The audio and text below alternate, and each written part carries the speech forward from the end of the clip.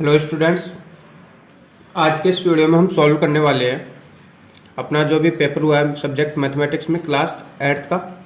इस पेपर को सॉल्व करने वाले हैं, तो आप पूरे वीडियो को लगातार देखिए बिना स्किप किए। और अगर समझ में नहीं आए कोई भी क्वेश्चन तो दोबारा से क्वेश्चन को देखिए वीडियो को, और फिर भी समझ में नहीं आए तो आप कमेंट बॉक्स में कमेंट कर सकते हैं। तो चलिए स्टार्ट करते हैं। पहला क्वेश्चन है अपने पास में, right the definition operation number with example. तो अपने को क्या करना है, एक डेफिनेशन बतानी है, परिभाषा लिखनी है रेशनल नंबर की, और साथ में क्या करना है, एग्जाम्पल भी देना है। तो चलिए पहला क्वेश्चन सॉल्व करते हैं।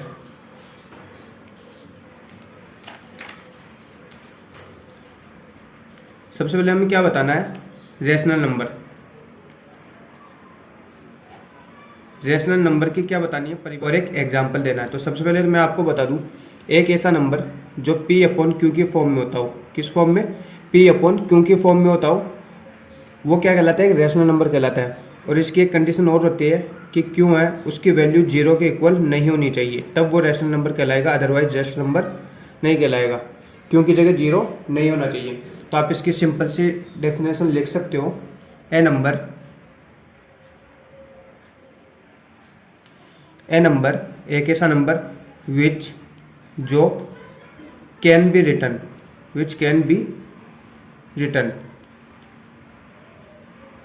in the form of P upon Q and where Q equal not 0। एक ऐसा नंबर जो किस फॉर्म में लिखा जा सकता हो, P अपॉन Q की फॉर्म में लिखा जा सकता हो, और जहाँ पर Q की वैल्यू क्या हो, 0 नहीं हो, क्या कहलाता है, कॉल्ड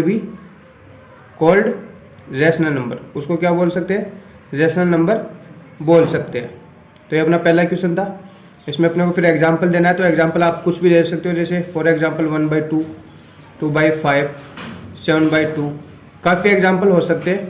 आप कोई सा भी एग्जांपल अपने मन से दे सकते हो। ये रेशनल नंबर की परिभाषा हो गई, एक ऐसा नंबर जो P अपॉन Q की फॉर्म में लिखा जा सकता हो, और जहाँ Q की वैल्यू क्या हो, 0 नहीं हो, 0 के ऊपर नहीं होनी चाहिए। जैसे फॉर एग्जांपल कोई भी नंबर है 5/0, तो ये क्या होगा, रेशनल नंबर नहीं कहलाएगा। इसकी वैल्यू डायरेक्ट इनफाइनाइट हो जाएगी, 0 0 होता जाएगा, तो इसको हम रेशनल नंबर नहीं बोल सकते। ऊपर 0 हो सकता है लेकिन नीचे 0 नहीं हो सकता।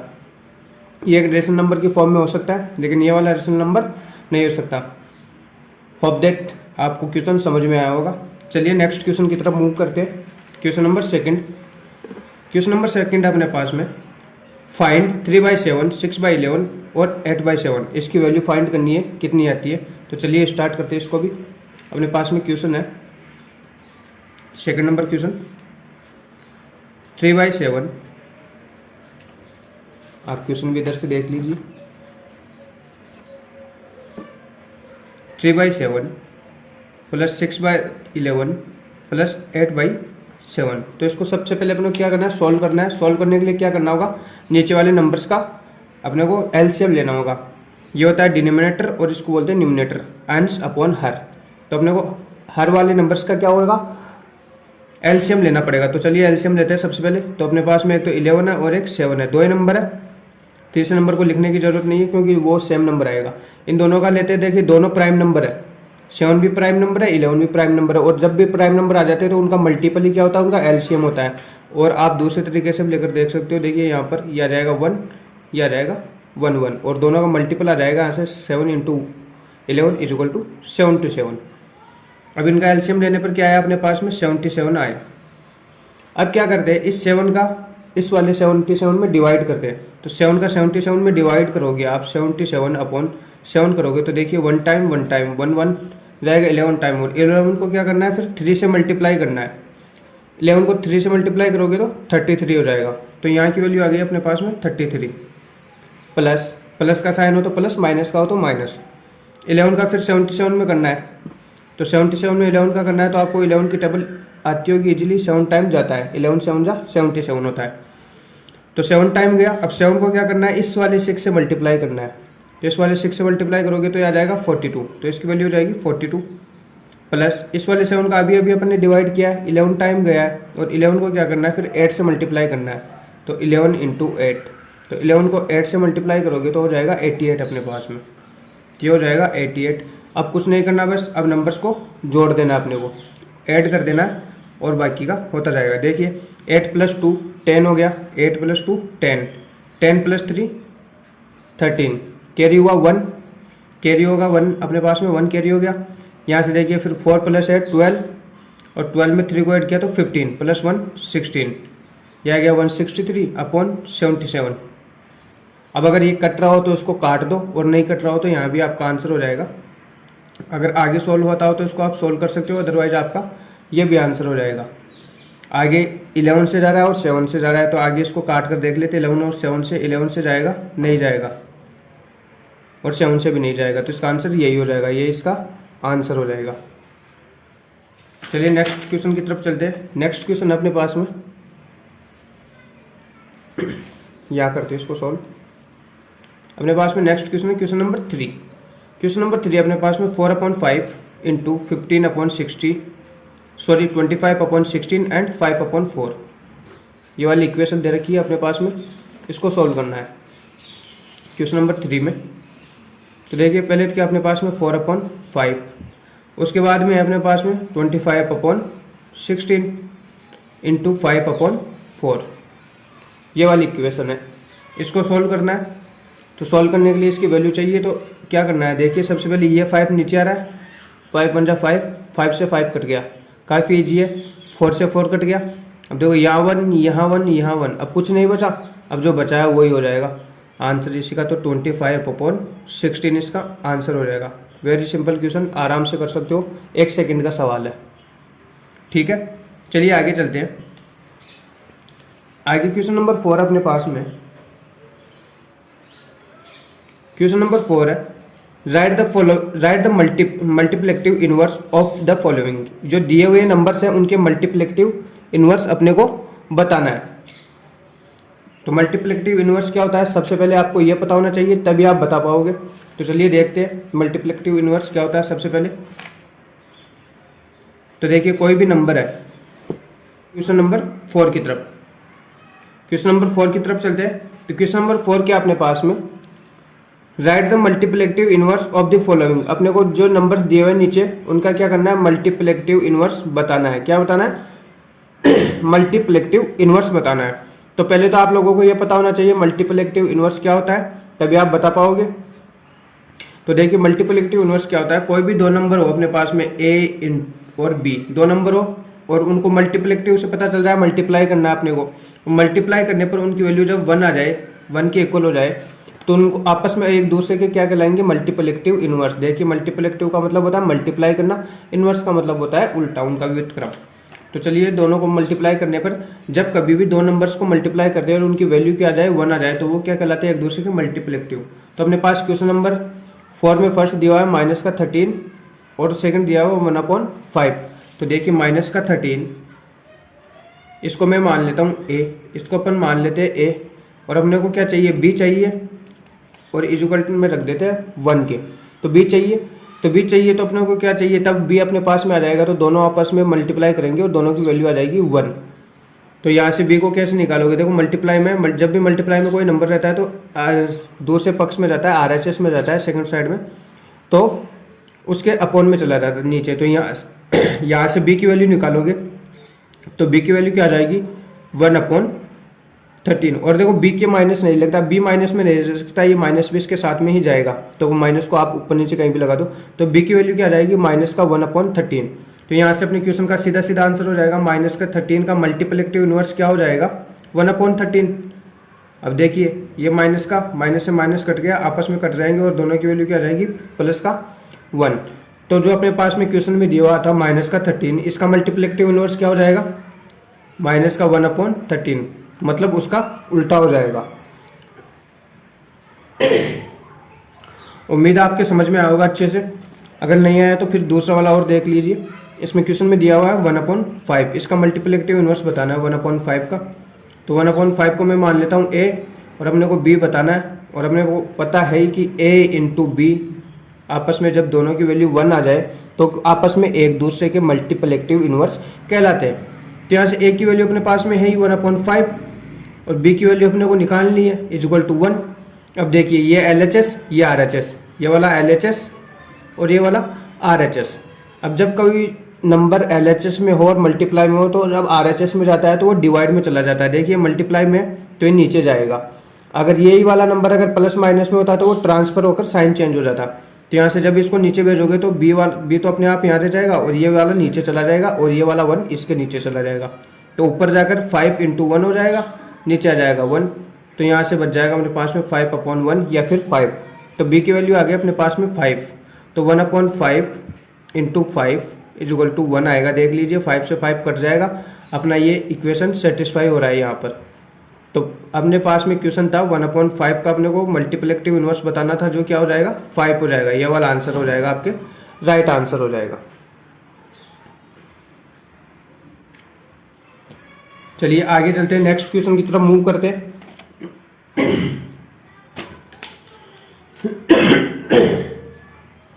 नेक्स्ट क्वेश्चन दिया हुआ अपने पास में, right the additive inverse of the following. जो क्वेश्चन अपने पास में क्वेश्चन नंबर 5 उसमें बताना है कि एडिटिव इनवर्स बताना है अपने को, जो नंबर्स दिए हुए हैं उनका एडिटिव इनवर्स। तो सबसे पहले आपको पता होना चाहिए कि एडिटिव इनवर्स क्या होता है। क्वेश्चन नंबर 5 और हमें बताना है एडिटिव इनवर्स।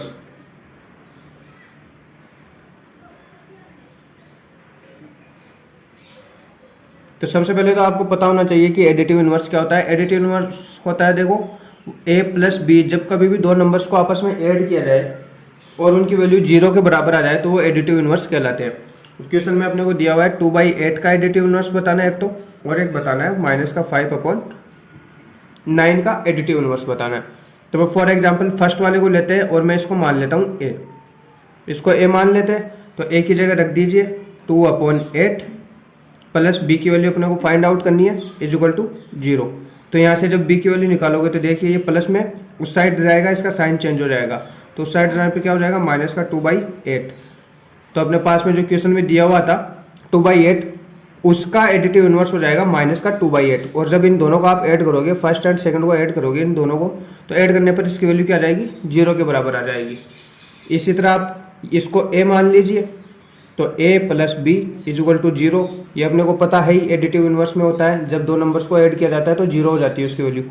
तो यहाँ से a की वैल्यू अपने पास में है 5/9 माइनस का b की वैल्यू चाहिए इज इक्वल टू 0। तो यहाँ से जब b की वैल्यू निकालोगे तो ये इधर से उठकर उधर आएगा, LHS से उठकर RHS में आएगा, ट्रांसफर हो जाएगा, तो प्लस का हो जाएगा 5/9 हो जाएगा। तो b की वैल्यू क्या आ जाएगी 5/9, जो -5/9 का क्या है एडिटिव इनवर्स है। उम्मीद है आपको क्वेश्चन अच्छे से समझ में आया होगा। अगर नहीं आया तो एक बार रिवर्स करके ज़रूर देखिए वीडियो को, और फिर भी अगर आपको कोई कन्फ्यूजन रहता हो तो कमेंट बॉक्स में कमेंट करके बता देना। चलिए नेक्स्ट क्वेश्चन की तरफ चलते हैं। Question number 6। क्वेश्चन नंबर 6 में क्या बताना है, द एडिटिव नंबर्स। ये एडिटिव नंबर्स नहीं है, थोड़ा मिसप्रिंटिंग है, ये रेशनल नंबर्स है। यहाँ पर इसकी जगह रेशनल नंबर होना चाहिए।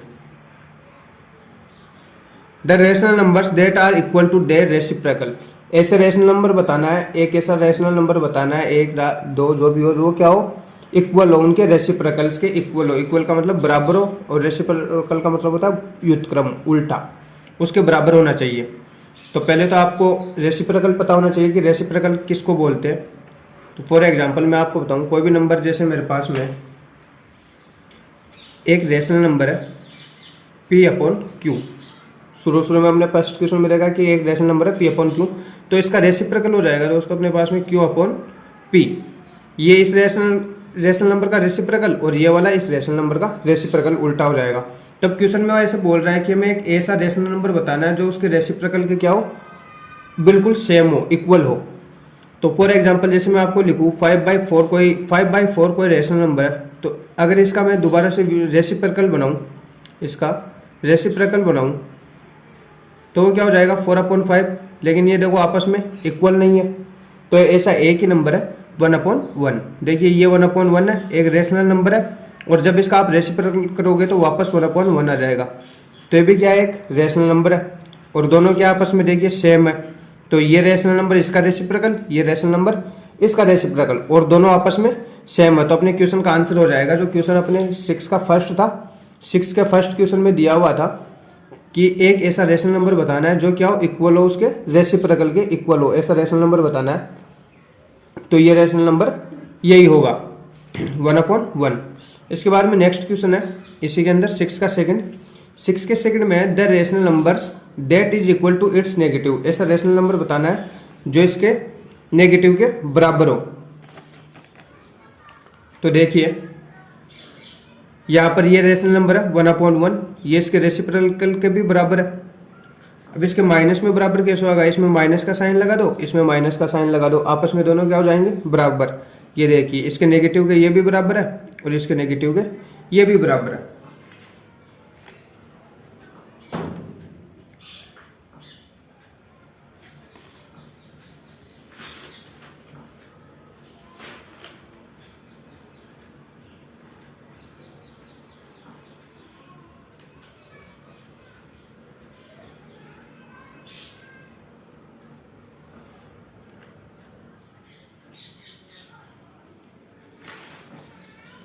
चलिए चलते हैं अगले क्वेश्चन की तरफ। अगले क्वेश्चन में अपने को एक इक्वेशन दे रखी है, क्वेश्चन नंबर 8। क्वेश्चन नंबर 8 में इक्वेशन दे रखी है सोल्व x/3 = 6/2। ये इक्वेशन दे रखी है, इस इक्वेशन को सोल्व करना है।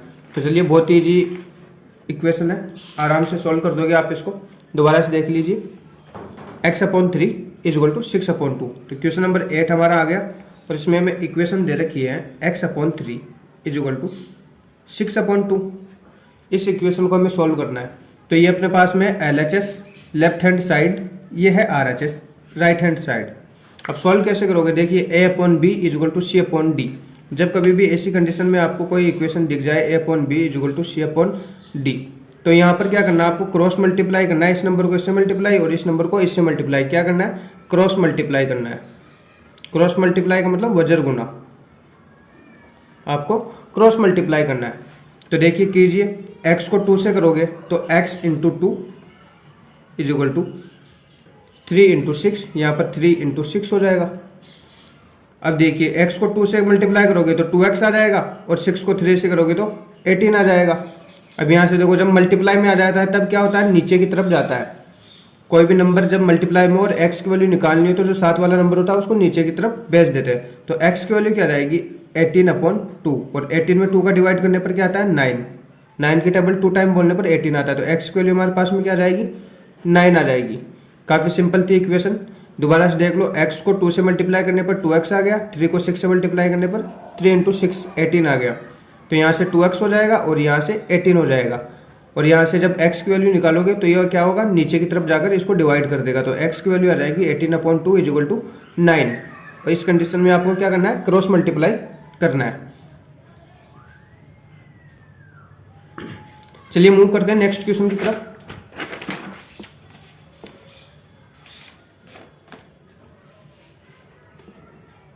नेक्स्ट क्वेश्चन है अपने पास में सॉल्व 2x - 3 = x+2। यहाँ पर अपने को फिर से x की वैल्यू निकालनी है। एक समीकरण दिया हुआ है और इसमें x की वैल्यू निकालनी है। 2x - 3 x+2। तो चलिए सॉल्व करते हैं क्वेश्चन नंबर 9 को। 2x - 3 = x+2। ये हमारे पास में इक्वेशन दे रखी है। इस इक्वेशन को सॉल्व करना है। इस इक्वेशन को देखो सॉल्व कैसे करोगे, यहाँ से क्या करोगे, x के वाले पदों को एक तरफ करोगे और जो नंबर्स वाले उनको एक तरफ करोगे। तो यहाँ से 2x है, इस x को उठाकर इस तरफ लाओगे।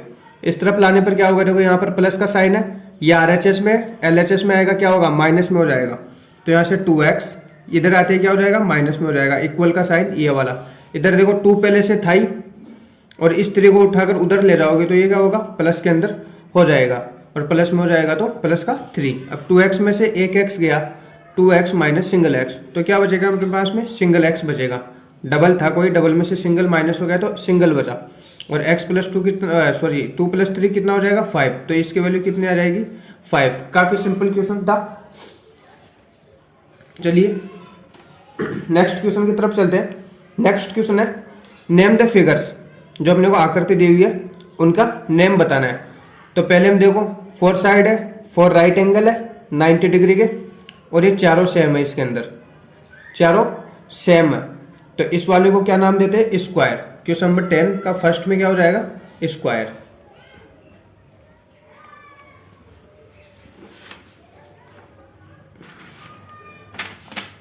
एक ऐसा डायग्राम, ऐसा फिगर जिसमें क्या हो, चारों साइड्स, फोर साइड्स क्या हो, इक्वल हो, और every angle, each angle will be 90, जिसमें हर एक एंगल कितना हो, 90 डिग्री का हो, राइट एंगल हो, वो क्या कहलाता है, स्क्वायर। इसके बाद में दूसरा दे रखा है इसी के अंदर हमें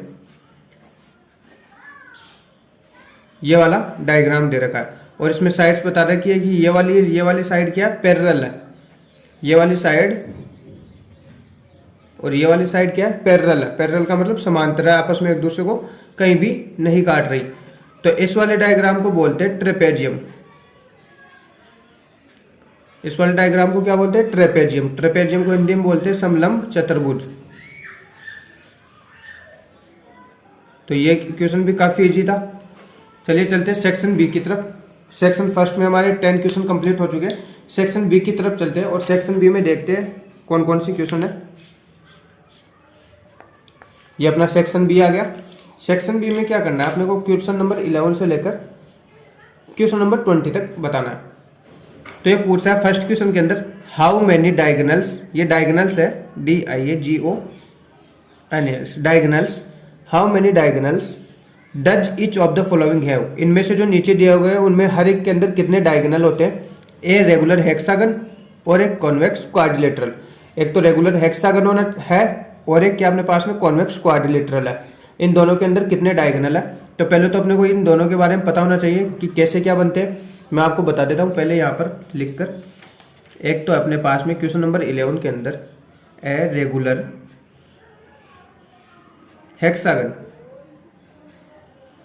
और सेकंड में क्या है अपने पास में ए कॉन्वेक्स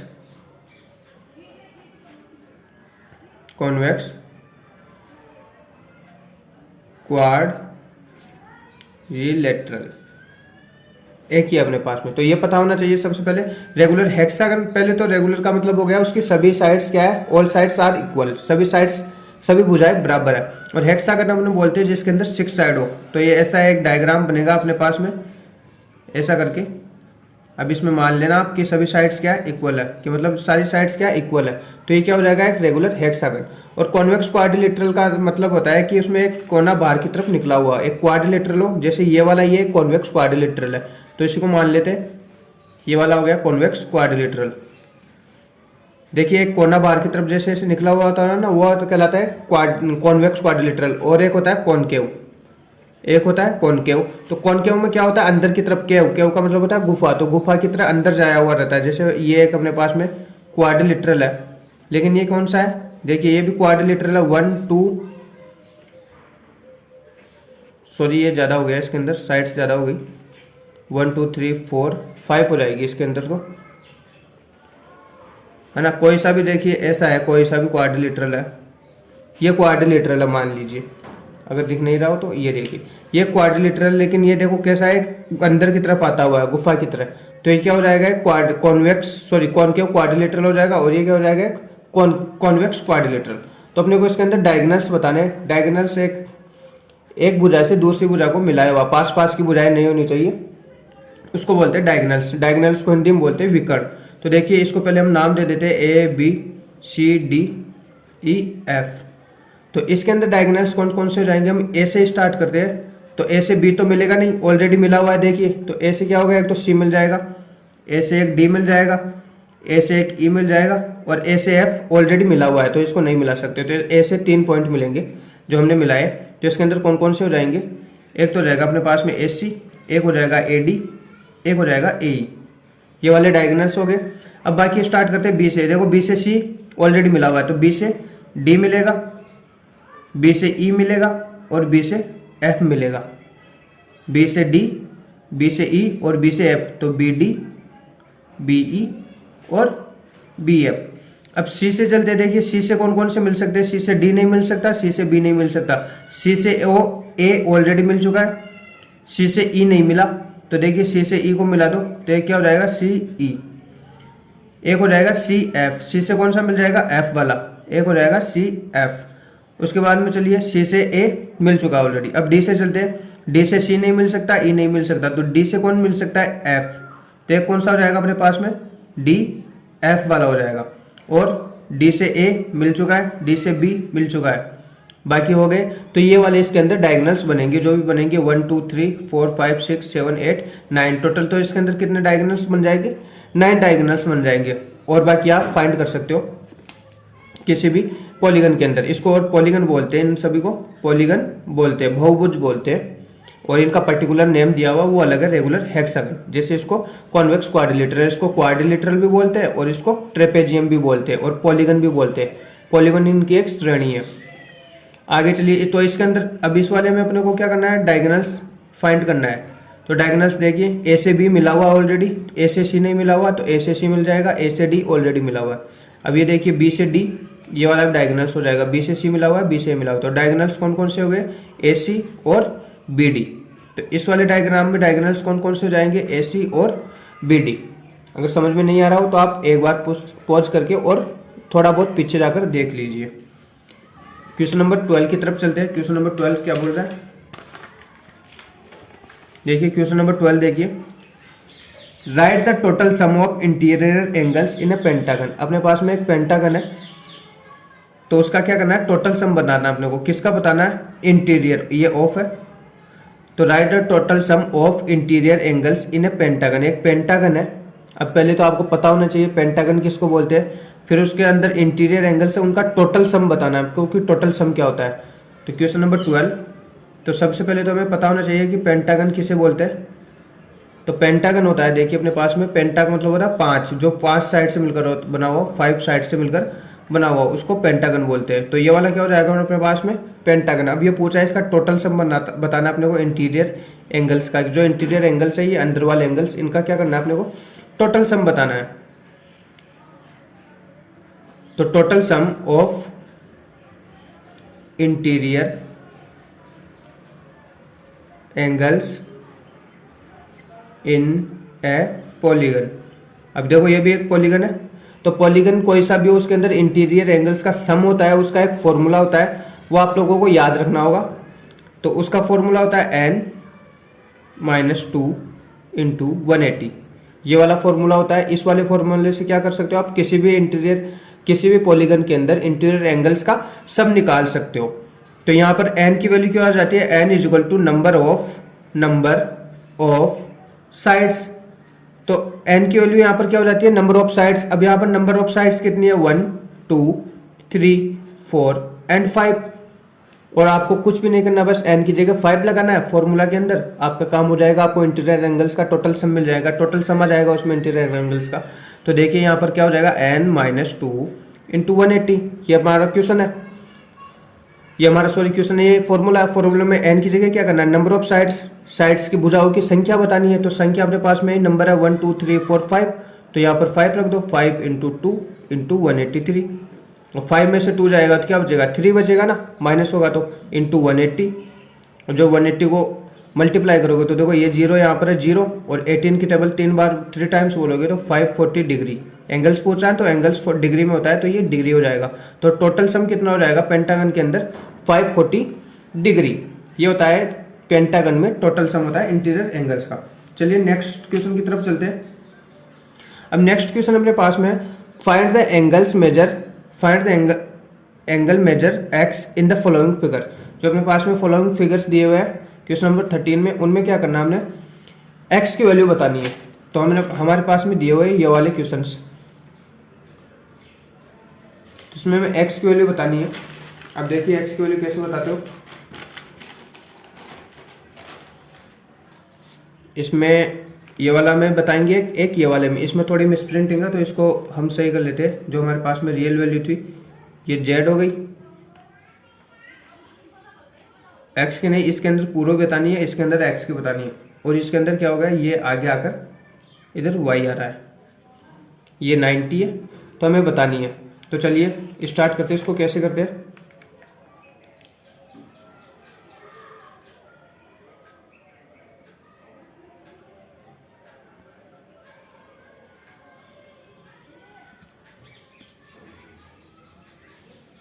चलिए स्टार्ट करते हैं। नेक्स्ट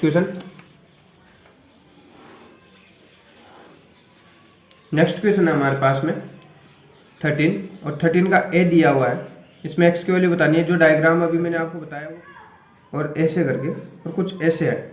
उसमें ये एंगल दिया हुआ 130 डिग्री, ये वाला दिया हुआ 120, ये वाला दिया हुआ 50 और ये एक्स दिया हुआ है। इसकी वैल्यू बतानी है। तो आपको पहले तो पता होना चाहिए क्या है, इसको क्या बोलते हैं। एक होता है ये क्वाड्रिलेटरल होता है, ये क्या है क्वाड्रिलेटरल होता है, और ये इंटीरियर एंगल्स है। अब इंटीरियर एंगल्स का सम आपको पता होना चाहिए क्वाड्रिलेटरल में क्या होता है। अभी मैंने आपको बताया फॉर्मूला n-2 इंटू 180, ये फॉर्मूला होता है। तो यहाँ पर n की वैल्यू क्या आ जाती है, नंबर ऑफ साइड्स होता है। तो नंबर कितने हैं 1 2 3 4 नंबर है साइड्स के, तो 4 - 2 इंटू 180। और जब इसको सॉल्व करोगे तो 2 इंटू 180, 4 - 2 2 होगा और ये हो जाएगा 360 डिग्री। तो एक क्वाड्रिलेटरल में जो इंटीरियर एंगल्स होते हैं, अंदर वाले कोण होते हैं, आंतरिक कोण होते हैं, उनका कुल योग होता है 360 डिग्री।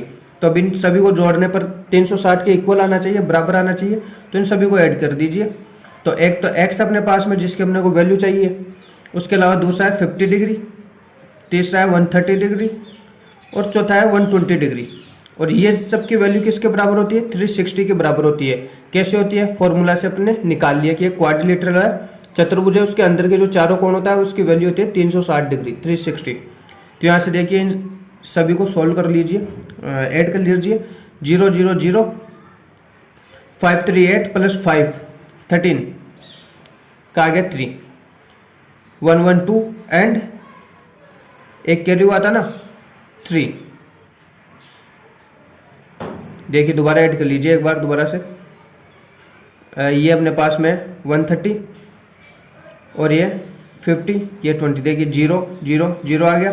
2 + 3 5, रॉन्ग हो गया था उस टाइम अपना कैलकुलेशन। 2 + 3 5 होता है, 5 + 5 10, 5 + 5 10 और 112 + 3, तो इसका हो जाएगा 300 डिग्री। ये बराबर में अपने पास में था 360 डिग्री। यहाँ से x की वैल्यू क्या आ जाएगी, x की वैल्यू जाएगी 360 और इसको जब ट्रांसफर करोगे दूसरी साइड भेजोगे, यहाँ से उठाकर इस तरफ ले जाओगे तो इसका साइन चेंज हो जाएगा। यहाँ पर प्लस था, यहाँ पर आते ही क्या हो जाएगा माइनस में हो जाएगा। तो x की वैल्यू क्या आ जाएगी अपने पास में 360 माइनस 300 डिग्री, तो ये है 60 डिग्री। तो x की वैल्यू क्या आ जाएगी अपने पास में 60 डिग्री। तो ये वाला था इस क्वेश्चन का आंसर। चलिए देखते हैं नेक्स्ट वाले का 13 का बी।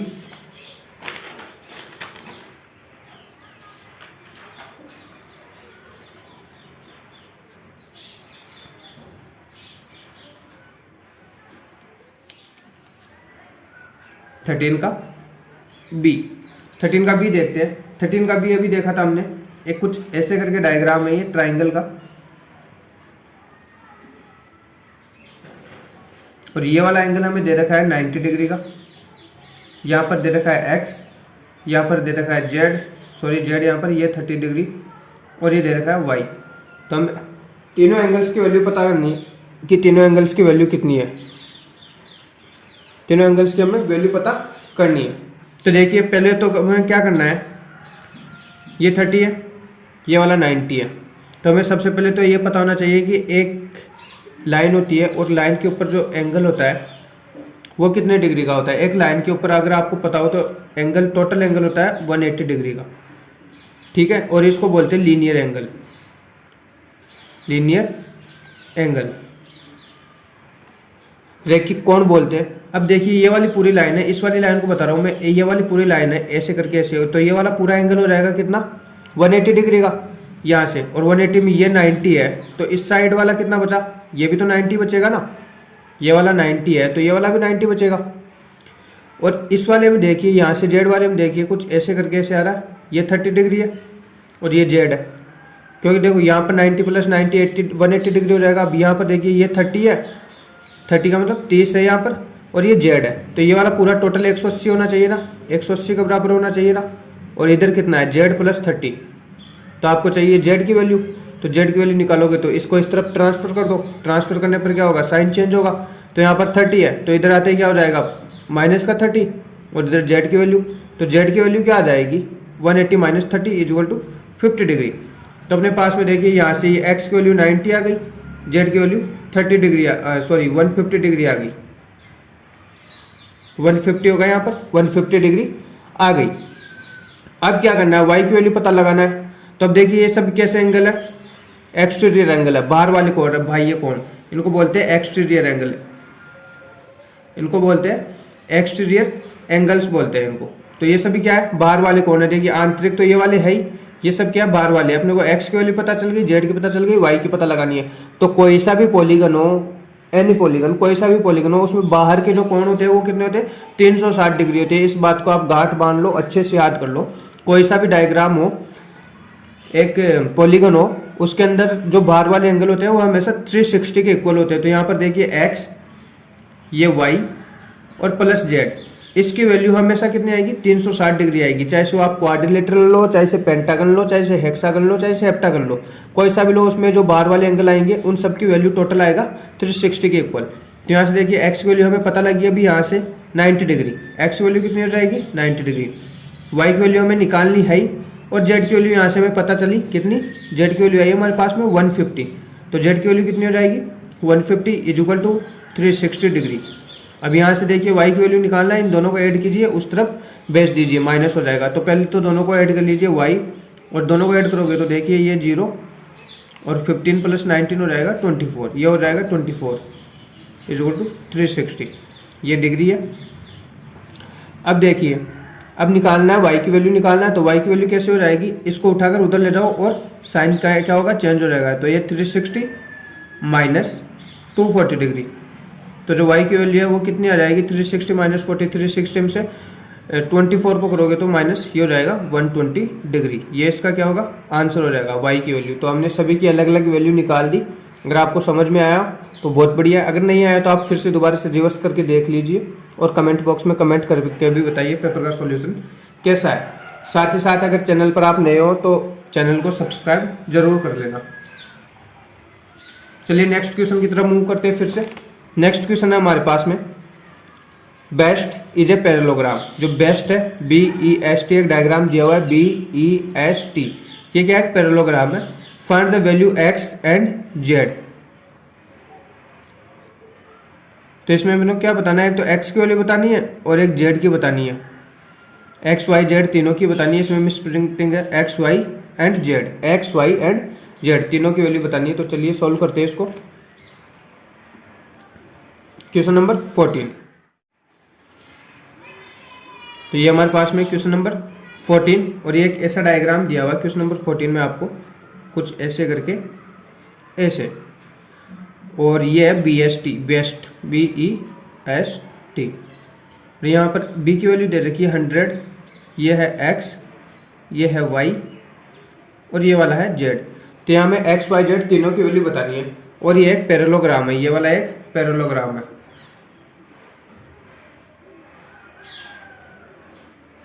पैरेललोग्राम बोलते हैं समांतर चतुर्भुज को, जिसमें क्या हो, आमने सामने की भुजाएं क्या हो, समांतर हो, इक्वल हो, पैरेलल हो, सॉरी इक्वल नहीं पैरेलल हो। तो देखिए ये वाली साइड और ये वाली साइड आपस में क्या है, इक्वल है, और ये वाली साइड भी आपस में इक्वल है। मतलब इनके बीच की डिस्टेंस हमेशा सेम रहेगी और इनके बीच की डिस्टेंस सेम रहेगी। इसको आगे तक बढ़ाते जाओ, इस साइड को आगे तक बढ़ाते जाओ, ये आपस में नहीं काटेगी। ऐसे ही इस वाली साइड को आगे तक बढ़ाते जाओ और इस वाली साइड को आगे तक बढ़ाते जाओ, ये दोनों साइड भी आपस में नहीं काटेगी। तो ये कहलाता है पैरेललोग्राम। और पैरेललोग्राम की कुछ प्रॉपर्टीज होती है जो मैं आपको बताता हूँ। देखिए पैरेललोग्राम में क्या होता है, अंदर वाले चारों कोणों का तो पता ही आपको, टोटल सम होता है 360। लेकिन इसमें क्या होता है, जो अपोजिट साइड वाले एंगल होते हैं, जैसे B और DS, यहाँ से एंगल B और एंगल S क्या होगा, बराबर होगा हमेशा, और इनको बोलते हैं अपोसाइट एंगल। इनको क्या बोलते हैं, अपोसाइट एंगल्स बोलते हैं, ठीक है।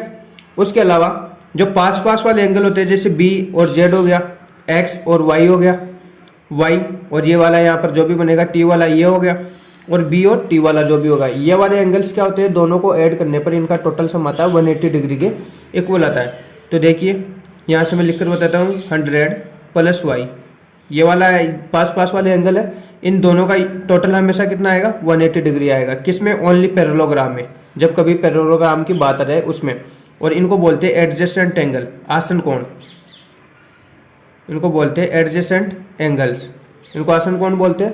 तो इसका 100 प्लस y, इन दोनों को जोड़ने पर 180 के इक्वल आएगा। तो अब देखिए यहाँ से x की वैल्यू तो आपको डायरेक्ट पता चली गई होगी। अगर b y 100 है तो x की वैल्यू हो जाएगी कितनी, 100 हो जाएगी। क्यों, क्योंकि b किसके बराबर है, इक्वल है s के, और इसको बोलते हैं अपोसाइट एंगल, और ये सिर्फ पैरेललोग्राम में होता है। तो यहाँ से x इक्वल टू हो जाएगा अपने पास में 100 डिग्री, बी की वैल्यू देखिए यहाँ से 100 है, तो वाई की वैल्यू आप निकाल सकते हो, क्योंकि हमने आपको कंडीशन बताई दी है, प्रॉपर्टीज बताई दी है। पैरेललोग्राम की प्रॉपर्टीज होती है कि जो पास पास वाले एंगल होते हैं, दो वाले, जैसे ये वाला एंगल, ये वाला एंगल, ये वाला और ये वाला, इन दोनों को ऐड करने पर हमेशा 180 आता है। तो दोनों को ऐड करके देख लीजिए, 180 के बराबर हो जाएगा और इक्वेशन को सॉल्व कर लीजिए। तो यहाँ से 100 प्लस वाई, इसकी वैल्यू आएगी 180 के बराबर, और y की वैल्यू देखिए यहाँ से क्या हो जाएगी, ये उठकर उधर जाएगा तो क्या होगा, माइनस में हो जाएगा। अभी प्लस में, यहाँ पर प्लस में, उधर जाते ही माइनस में हो जाएगा, इसका साइन चेंज हो जाएगा, LHS से RHS में जाने पर, ट्रांसफर हो जाने पर। तो यहाँ से जब इसको माइनस करोगे तो y की वैल्यू कितनी आ गई, 80 डिग्री। तो y की वैल्यू कितनी आ जाएगी, 80 डिग्री। अब बचा z के लिए मैंने अभी अभी आपको बताया था, देखिए एक सीधी लाइन के ऊपर है यहाँ से ऐसे करके, और ऐसे कुछ है, और ये y है इधर है, और ये वाला z है। अभी अभी मैंने बताया था आपको लास्ट क्वेश्चन में कि इन दोनों को जब ऐड कर, दोनों पे जब पूरा एंगल बनता है वो किसके बराबर होता है, 180 के बराबर होता है। पूरा एंगल किसके बराबर होता है, 180 के बराबर होता है, और इसको लीनियर एंगल बोलते हैं। अभी बताया मैंने आपको, इसको लीनियर एंगल बोलते हैं पिछले क्वेश्चन में। यहाँ पर देखिए ये वाला लीनियर एंगल। तो ये जब y की वैल्यू जब कितनी आ गई, 80 आ गई, तो z ऑटोमेटिकली कितना बचा, 100 बचा कि नहीं बचा, क्यों, दोनों को ऐड करने पर 180 आएगा ना। ये वाला जब 80 है तो ये वाला ऑटोमेटिकली 100 बच जाएगा ना। तो यहाँ से z की वैल्यू कितनी हो जाएगी, 100 हो जाएगी।